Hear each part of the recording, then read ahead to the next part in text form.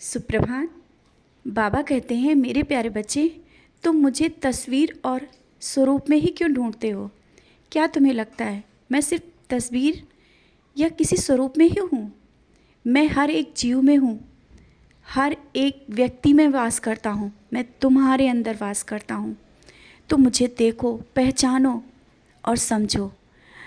और ये सब बातें सुन करके शायद तुम्हारा मन कर रहा होगा ना कि हाँ, तुम मुझे देख पाओ, तो मैं वो क्षमता दे रहा हूँ। इसके लिए तुम्हें नाम स्मरण करना ही होगा, समय निकाल करके।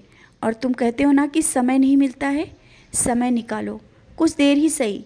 और आवश्यक नहीं कि बैठ कर करो, चलते फिरते उठते बैठते नाम स्मरण करो, ध्यान करो।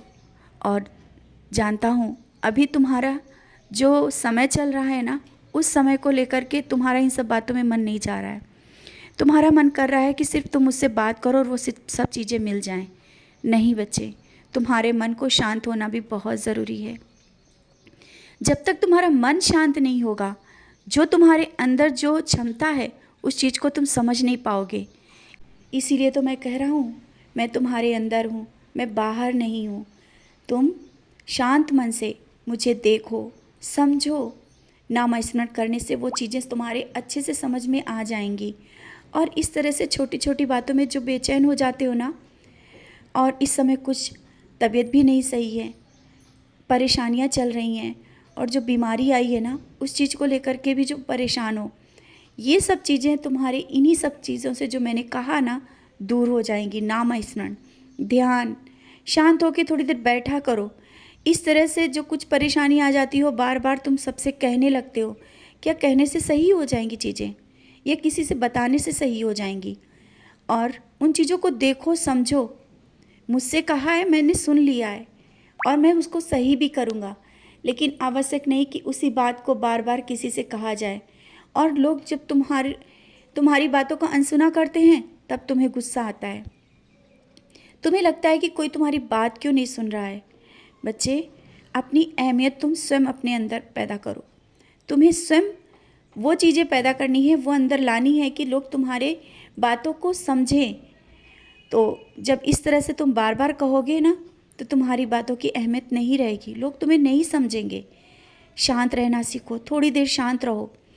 हाँ, मौन की भाषा शायद बहुत अच्छी होती है, लोगों को समझ में तो आती है, लेकिन धीरे से आती है। लेकिन तुम्हारी अहमियत सबकी नज़रों में ऊपर हो जाती है।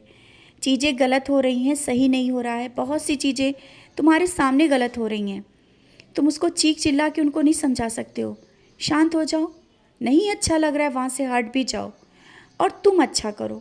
तुम उनके जैसा मत करो, और अपनी दिनचर्या को भी सही करो, समय पर काम करो।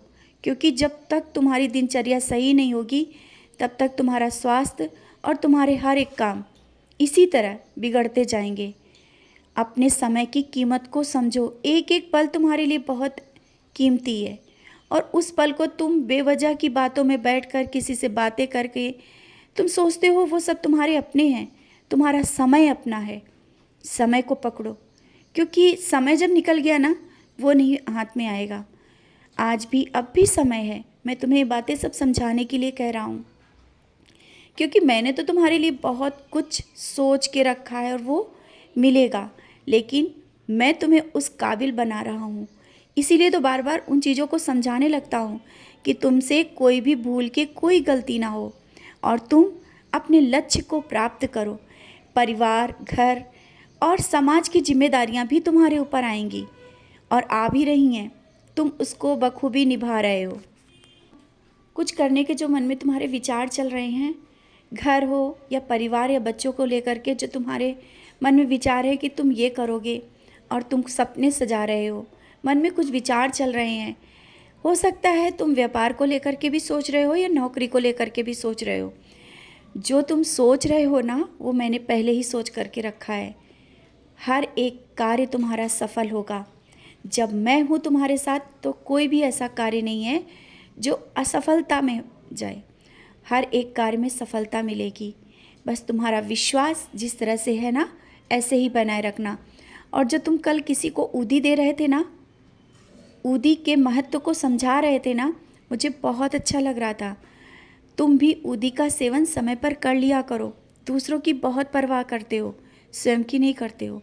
स्वयं भी ऊदी का सेवन करो और माथे पे लगाया करो।